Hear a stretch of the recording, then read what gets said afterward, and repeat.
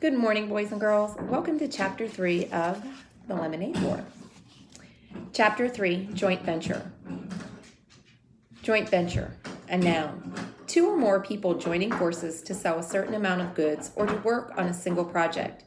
When the goods are sold or the project is finished, the joint venture ends. Think about what goods and services are. Your sister's really... Be quiet, said Evan. Huh? Just be quiet. She's okay. She doesn't look... She's okay. Just be quiet. Yeah, okay, said Scott, holding up his free hand to show he meant peace. Evan was getting abused on both sides. The heavy cooler was banging against his inside leg with every step, and the plastic chairs were scraping against his outside leg. Bruised and bloodied, he thought to himself, all for the fun of hanging out with Scott Spencer. Why couldn't Jack have been home, or Ryan, and why did Adam have to be on the Cape this week? It stunk. How far are we walking? Grunted Scott. Just to the corner. Evan watched as the drops of sweat fell off his face and landed onto the hot sidewalk. We should have stayed in the driveway. It was shaded. The corner's better. Trust me, said Evan. He remembered when Jesse had said the same words to him last summer. They were setting up the lemonade stand together, and Evan had been grumbling and dragging the cooler across the street and down two houses just like Scott. But Jessie had insisted. There's sidewalk on this side, she said, so we'll get the foot traffic coming in both directions. And people in cars are coming around the curb. We'll have enough time to see us and slow down. Besides, there are a bunch of little kids on the side street, and their mothers won't want them crossing Damon Street. The corner's better. Trust me. She was right. They'd made a ton of money that afternoon. It took 10 seconds to set up the lemonade stand. Evan unfolded the chairs and set one on each side of the cooler. Scott tilted the sign towards the street for maximum effect. They both sat down. Man, it is hot, said Evan. He took off his baseball cap and wiped the sweat from his face and his shirt. Then he grabbed an ice cube from the cooler, balanced it on his head, and stuck his cap back on. Yeah, said Scott. I'm thirsty. He reached into the paper bag and pulled out a cup. It was one of those large red plastic cups that vendors use at professional baseball games. Then Scott took one of the pitchers from the cooler and filled the cup to the brim with lemonade. Hey, not so much, said Evan, pouring himself a cup too, but only part way. He glugged down half his drink. Not bad, he thought, though he noticed a dead fruit fly floating on the top. His mom had been battling a mad fruit fly infestation ever since the weather had turned really warm. The kitchen sink area, where they kept their fruit bowl, was dotted with tiny, feathery fruit fly corpses. Scott drained his cup and tossed it on the ground. Ah, he said, satisfied. That was good. I'm going to have another. Evan reached for the trashed cup and stowed it under his seat. Nah, come on, Scott. You're going to drink all of our profits if you do that. He stretched his legs out by putting his feet on top of the cooler. Just chill. I'm going to chill by having another cup, said Scott. There it was. That mean bite in Scott's voice. Evan's shoulders tensed. Move your feet, said Scott. It's hot out here. Dude, Evan sat up expectantly and looked down the street. Hey, here comes our first customer. A mother pushing a double stroller came into view. At the same time, one of the kindergartners from down the street rode her bike up, noticed the sign, and quickly pedaled back to her house. Within 5 minutes, there was a crowd of neighborhood kids and pedestrians buying lemonade from the stand. Evan let Scott handle all the money while he took care of pouring and the sweet talk. That's what his mother called it when salesperson chattered her up. Trust me, she had once told Evan and Jessie, buying something is only half about getting something. The other half is about human contact. Mrs. Tresky knew about those things because she was a public relations consultant. She'd even written a booklet called 10 Bright Ideas to Light Up Your Sales for one of her clients. And Evan was like her. He was good at talking with people, even grown-ups. It was easy for him, so he kept the conversation flowing along with the lemonade. People hung around. Most of them bought a second cup before they left. Evan was so busy, he almost didn't notice Jessie flying out of the garage on her bike and riding down the street towards town. Good riddance, he thought, but at the same time, he wondered where she was going. During a lull in the business, Evan walked all around the stand, picking up discarded plastic cups. Scott sat in his chair, jingling the coins in his pocket. Man, we're going to be so rich, said Scott. I bet we've made $5 already. I bet me made 10. How much do you think we made? Evan shrugged. He looked at the stack of used cups in his hand and counted the rims. 14. They sold 14 cups so far, and each cup of lemonade cost 50 cents. Evan heard Mrs. DeFazio's voice in his ear.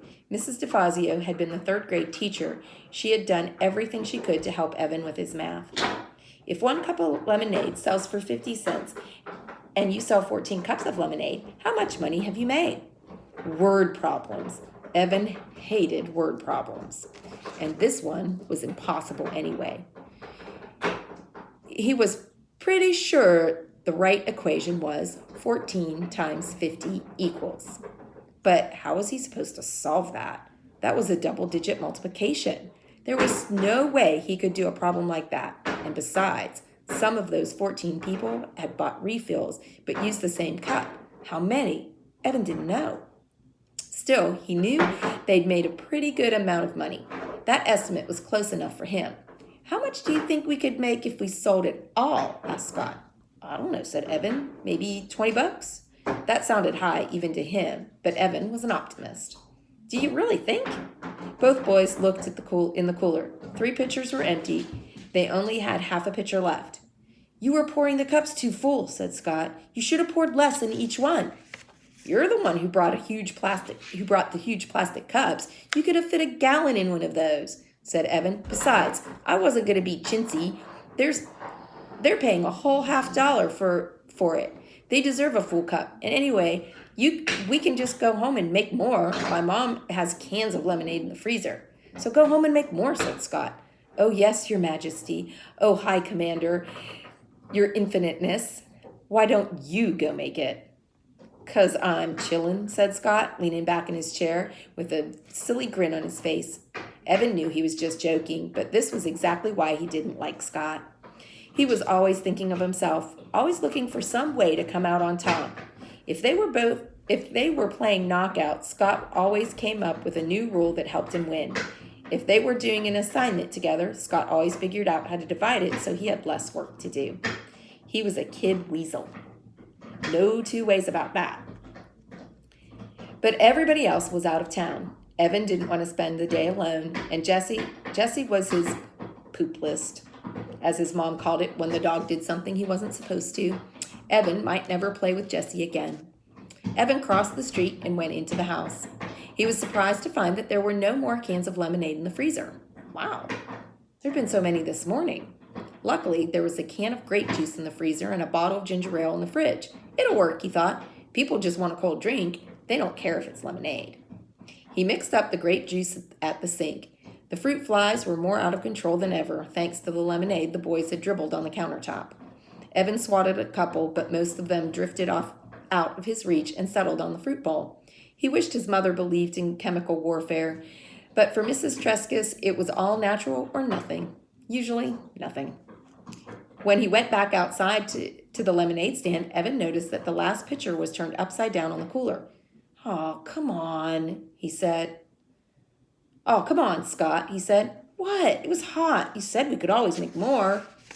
Yeah, well, we didn't have as much in the house as I thought. I've got grape juice and ginger ale. I hate ginger ale, Scott said. I wouldn't give you a penny for it. It turned out that a lot of people felt the same way. Business was definitely slower. The day got hotter. The sun beat down on them so ferociously that it was easy to imagine the sidewalk cracking open and swallowing them whole. Fanning himself, Evan asked, "How much money do you think we could make?" "I don't know," said Scott, pushing his baseball cap down over his eyes. "I mean, on a hot day like this," Evan said silently, adding the words, "or tomorrow, if we sold 8 pitchers of lemonade, what do you think we'd each make?"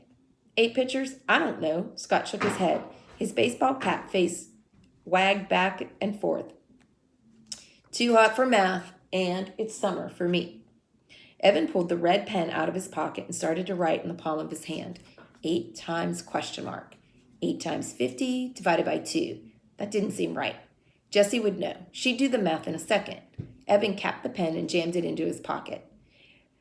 But I bet it's a lot, said Evan. I bet on a hot day like this, we could actually make some real money in the lemonade business. Yeah, said Scott. Then we'd be rich, and I'd get an Xbox, the new one, with the dual controls. I'd get an iPhone, said Evan. He'd been saving for one for over a year, but every time he had some money put away, well, it just disappeared. Like the $10 from Grandma, she'd even written her card. Here's a little something to help you get that music thing you want. But the money was gone. He treated Paul and Ryan to slices of pizza at Townhouse. It had been fun. That would be so great to listen to music wherever you wanted to, said Evan. I could tune you out, he said in his own Evan said in his own head. They sat in silence, feeling this heat suck away every bit of their energy. Evan was hatching a plan. The heat wave was supposed to last at least 5 days. If he and his friend, not Scott, set up lemonade stand every day for 5 days, he'd definitely have enough to buy an iPhone. He imagined himself wearing it as he walked to school, having it on the playground. Hey, Megan. Yeah, it's my iPhone. Sweet, huh? Having it in class when his teacher droned out about fractions and percentages.